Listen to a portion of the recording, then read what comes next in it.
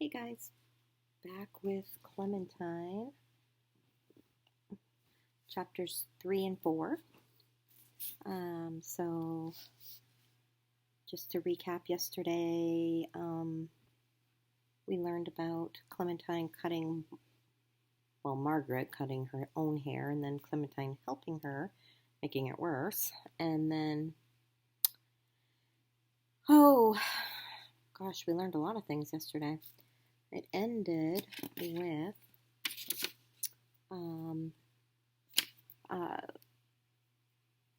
Margaret telling Clementine about how whenever there's two kids in a family, one's the easy one and one's the hard one, and that Clementine is the hard one.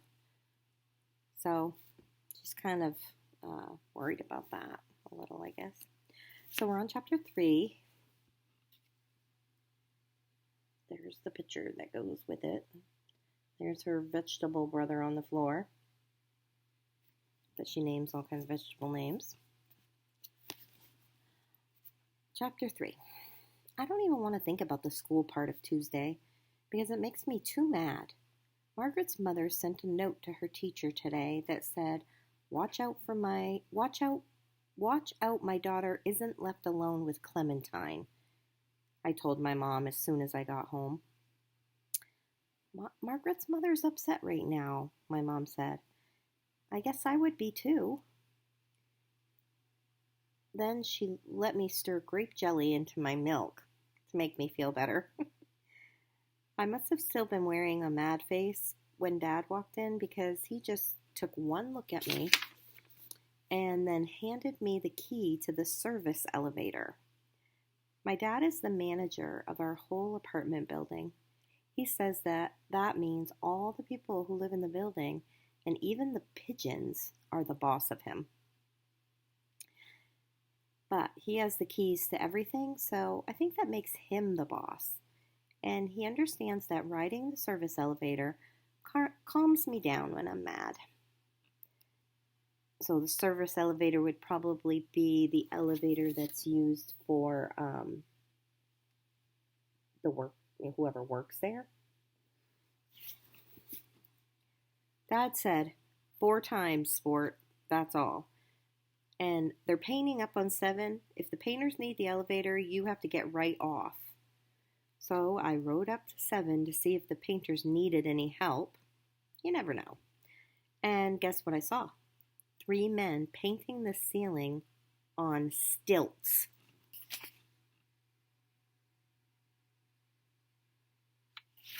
That's a clever way to do it. Then they don't have to keep moving a stepladder every time. I am not even making this up. Need any help? I asked. Want me to put on some stilts? I guess they were being polite because they said, no thanks, kiddo. We're all set. Even though I could see they had a lot more to do. So I rode the elevator exactly 3 more times, and then I went back home. When I opened the door, I could hear my mom still talking to my dad about the note. How do you think that made her feel? She said. Imagine, as if our daughter is a common criminal. My dad snorted and said, well, that is insulting. There is absolutely nothing common about Clementine. And then my mom said, that's not funny. And my dad said, yes, it is, a little. And my mom said, okay, I guess it is, a little. But what are we going to do? And then I quickly closed the door and went back out before I could hear the answer in case it was, let's trade her in for an easier kid. I sat out in the lobby waiting to get enough bravery to go up to the 5th floor and say sorry to Margaret's mother and ask her for a note that said, I don't think your daughter is a common criminal. Finally it came. I didn't take the elevator to Margaret's apartment because I couldn't risk running into old Mrs. Jacoby. Every time I see her, she hands me a $5 bill and it says, run to the store and get me a box of Cheerios, dearie. I don't like to do it because then I have to bring it to her apartment on the top floor and talk to her while she counts the change and then hands me 50 cents. But if she asks me, I have to say yes because A, she is 400 years old and I am polite, and B, I need the money because I'm saving up to buy a gorilla. And I bet that costs LOTS lots.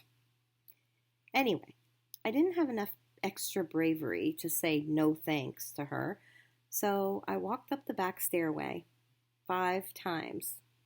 There were 5 times 12 stairs, which equals 60. And I went to 5A and knocked. Margaret's mother opened it and just stood there, looking like a magazine picture of a mother in a magazine picture of a living room.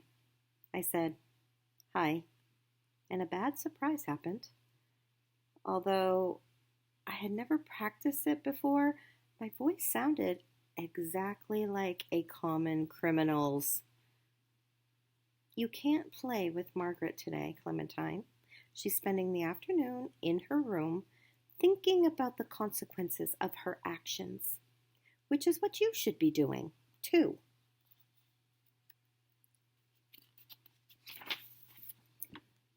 Okay, fine. She didn't actually say that last thing, but I could tell that she was thinking it hard. Behind her, Margaret's brother, Mitchell, leaned out from the kitchen doorway so I could see only his head and shoulders. Then, even though he's in junior high and should know better, he grabbed his hair and pretended to yank himself back into the kitchen. And I laughed, even though I knew it was his own hand. I do not think someone should be called the hard one if they can make other people laugh. "Clementine, there's nothing funny about this," said Margaret's mother. I didn't tell her what was so funny, and I didn't say any sorries, and I didn't ask for a new note, in case I still had a common criminal's voice. I just ran down the hall. This time, I did take the elevator, because I was hoping I'd run into Mrs. Jacoby. And here's Margaret's mother and Mitchell in the back pretending to yank himself back into the kitchen. And it looks like the kitty, if you remember, whose name is Mascara. So she was hoping she'd run into Mrs. Jacoby so I wouldn't have to go right home. But I didn't, so I did. And when I opened the door to the apartment, I saw that our living room looked all wrong. My mother was working at her drawing table. Suddenly I realized I had never seen a drawing table in a magazine picture of a living room. I banged the door shut hard. "Margaret's mother always wears a dress." I didn't know I was going to say this. "Margaret's mother works in a bank," my mother answered, still working on her drawing. "It might be a rule." "Still," I said, "I'm an artist, Clementine. I want to be comfortable. I get paint all over my clothes. I have to wear overalls or jeans. You know that, right?" "Yes," I said. "Still." My mother put down her pencil and looked up then. "Clementine, do you sometimes wish you had the kind of mother who worked in a bank and wore dresses?" I nailed my mouth down so it couldn't say, "Yes, maybe, sometimes," and quick looked out the window so my mother couldn't see my eyes thinking it. Then my mother got up and looked out the window too. Our apartment is at the basement level, which is halfway underground. Here's her mother's working at her drawing table.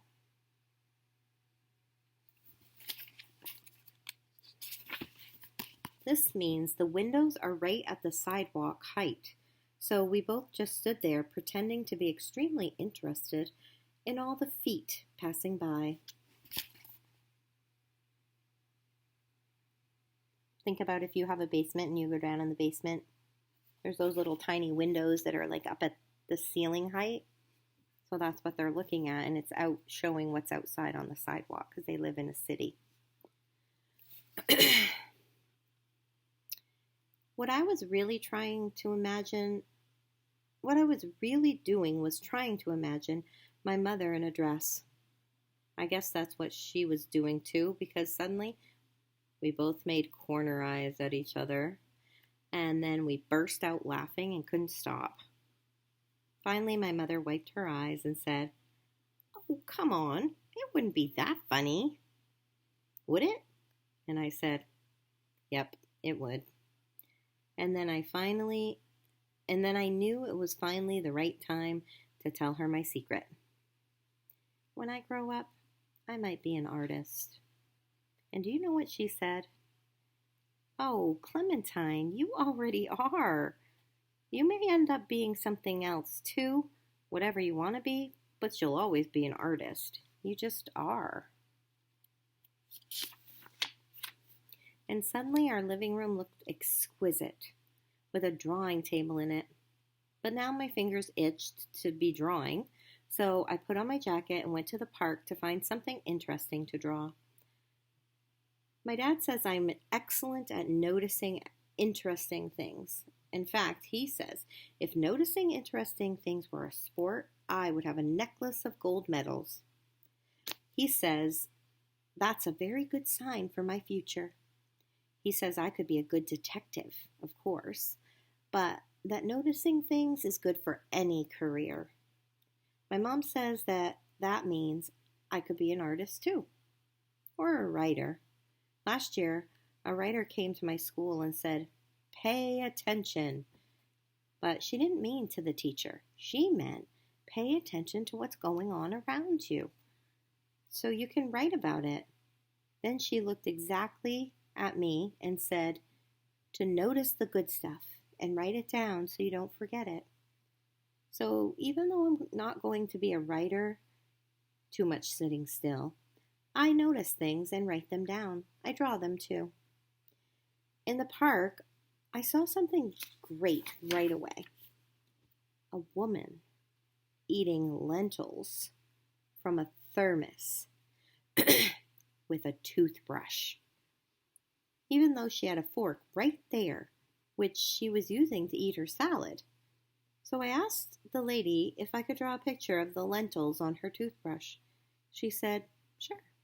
So I did, and here it is.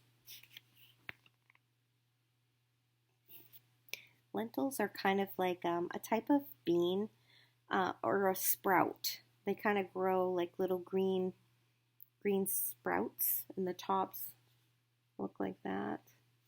And they're very small. Maybe they won't catch on the fork good, so she used toothbrush. I don't know. As soon as I got home, I wrote it all down and asked my mom if we could have lentils for dinner.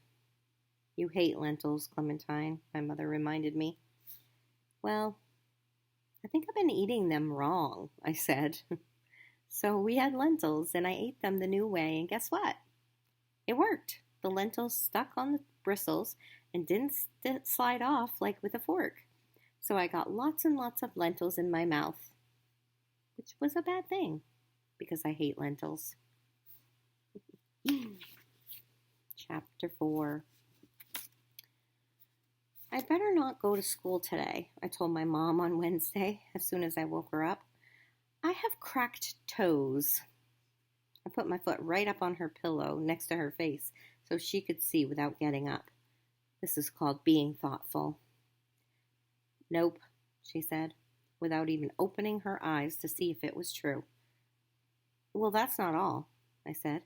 "I have the heartbreak of sore irises." So what she's talking about is psoriasis, which is a skin disease that causes you to get like scratchy, rough skin. But she calls it sore irises. "Nope," she said again, and she still didn't open her eyes. "Actually, I think I have arthritis," I said.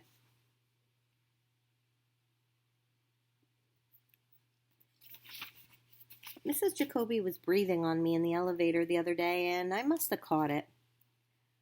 "Oh, please," she said, but this time she opened one eye. And then she made exactly the sound Polka Dotty used to make when she had a hairball. I grabbed the corner of the quilt and covered my head, but my mom pulled it off again. She took my head in her hands and twisted it all around to see all the sides too hard, like I wasn't inside it. And this is what she looked like. Ah. "You've cut off all your hair," she said. "You've cut off all your beautiful hair. What on earth were you thinking, Clementine?" "I wanted to make Margaret feel better," I explained. "I didn't want her to be the only one. But I forgot. Margaret's not going to school today. She has an appointment at the orthodontist to have bracelets put on her teeth." Mom groaned and closed her eyes again, but she slid over and made room for me on the warm part of her sheets. I climbed in and took a big sniff. My mom's part of the bed smells like cinnamon rolls. My dad's part smells like pine cones. Right in the middle, it's all mixed up perfectly. That's my favorite place to be. But this morning, Dad was already off to fight in the Great Pigeon War, and it was fine just being on the cinnamon roll part. My mom put her arm around me. "Oh, so now you will be the only one," she said. "I'm sorry, honey, but you can't stay home. You have to go and face the music." Ooh, that's an idiom, which means you have to go and take responsibility for what you've done. Like she cut all her hair off, so she's got to go to school and deal with it. It was her choice. So I had to go to school, which almost turned out to be a very bad mistake because I almost had to go to the hospital with the ambulance and the sirens and everything. It happened in the principal's office when my teacher sent me there to have a little chat about sitting still. When I walked in, Principal Rice made the hairball sound too. "Clementine," she gulped, "what have you done? You chopped off all your hair." I was glad she'd answered her question so I didn't have to. "Wow," I said instead. "Clementine and Rice. We both have food names." Mrs. Rice sealed her lips tight like she was afraid her teeth were going to run away. Then she opened up the note from my teacher. "I can't help it," I said, before she could start the little chat. "I'm allergic to sitting still." "Nobody is allergic to sitting still, Clementine," she said. "I am," I said. "My brother's allergic to peanuts. If he eats one, he gets all itchy and swelled up, and he can't breathe right. If I try to sit still, I get all itchy and swelled up, and I can't breathe right. So that means I'm allergic to sitting still." Mrs. Rice squeezed her eyes shut and rubbed her forehead. "I happen to know this means. This idea is so bad it's giving me a headache, because it's the face I make when Mother tells me to visit Mrs. Jacoby. The face never works for me. Plus," I explained, "if my brother eats even one tiny peanut, he might have to go to the hospital with the ambulance and sirens and everything.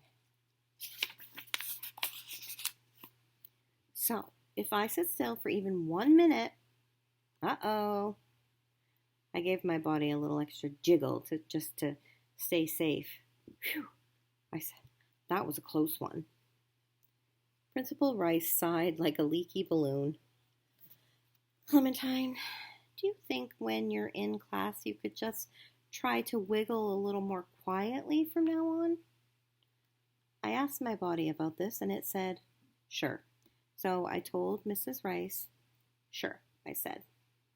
"Good," she said.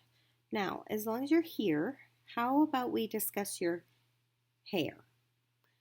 Thinking about my hair made me think about Margaret. Thinking about Margaret made me remember about her getting bracelets on her teeth.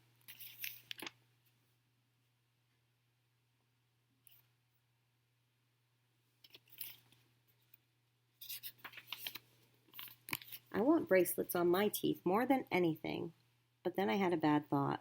What if they had pointy edges? I didn't want to have any pointy thing stuck in my mind to worry me all day. So I looked out the window because the only way to erase pointy things is with round things. And clouds are good for that. Right away, I saw a cloud that would make a wonderful tattoo. It looked exactly like a dog. If dogs had only 2 legs, on the top, not on the bottom. I'm not allowed to have tattoos yet, which is unfair. So for now, I just draw things on my arms so I don't forget them. But I didn't have a pen. I looked around the desk to see if Mrs. Rice had a tattoo drawing pen, and suddenly I realized something very suspicious. I had never seen Mrs. Rice's arms. They were always in principal sleeves. "Do you have a tattoo?" I asked. "Can I see it?" "What?" Mrs. Rice asked. "Clementine, we were talking about your hair." "Oh, that was a long time ago," I reminded her. I added a kind smile, because it's not her fault. She has trouble paying attention. All right, maybe you heard the timer beeping, so that means my lunch is done and I gotta go take it out of the oven. It's clam strips and smiley face fries. Sound good? All right, I'll talk to you later.